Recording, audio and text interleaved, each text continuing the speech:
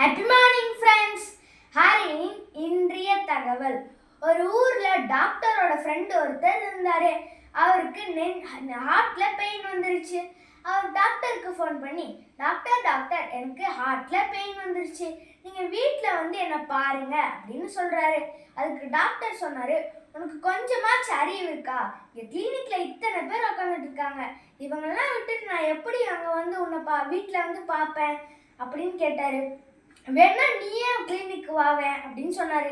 அதுக்கு பேஷண்ட் சொன்னாரு, உனக்கு கொஞ்சமாச்சு அறிவு இருக்கா? என்னால் முடிஞ்சிருந்தா நானே அங்கே வந்திருப்பேன்ல. என்னால் காலையிலேருந்து பெட்டை விட்டே எந்திரிக்க முடியல. எனக்கு நெஞ்சில் ஹார்ட் பெயின் இருக்கு. அது மட்டும் இல்லாமல் நான் காலையிலேருந்து ஒரு கப் டீ கூட குடிக்கல தெரியுமா அப்படின்னு சொன்னாரு. வந்து பார்க்கணுன்னா மரியாதையாக வந்து பாரு அப்படின்னு சொன்னாரு பேஷண்ட்.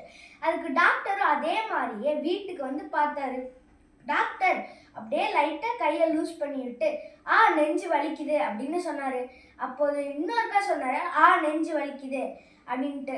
பேஷண்ட் உள்ளே போய் டீ வச்சு கொண்டு வந்து ஒரு டேப்லெட் எடுத்து டாக்டர் கிட்ட கொடுத்து அவர் சாப்பிட்றத பொறுமையாக பார்த்துட்டே இருந்தார்.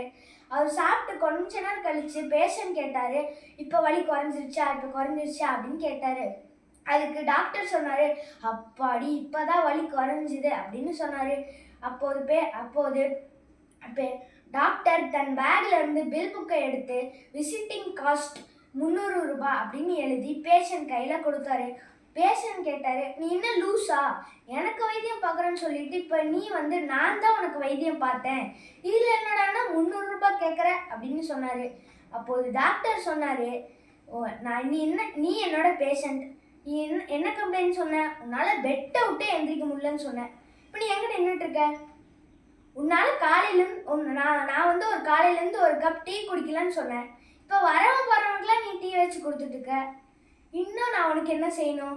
ஒழுங்கு மரியாதையாக 300 ரூபாய் கொடு அப்படின்னு சொன்னார். அதுக்கு பேஷண்ட் கேட்டார், டாக்டர் இந்த வைத்தியத்தோட பேர் என்ன அப்படின்னு.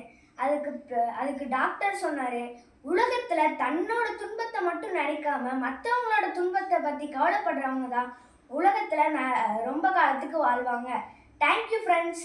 டெய்லி என்னோட வீடியோஸை பாருங்கள். என்னோட சேனலுக்கு சப்ஸ்கிரைப் பண்ணுங்கள், லைக் பண்ணுங்கள், கமெண்ட் பண்ணுங்கள், ஷேர் பண்ணுங்கள். Thank you friends.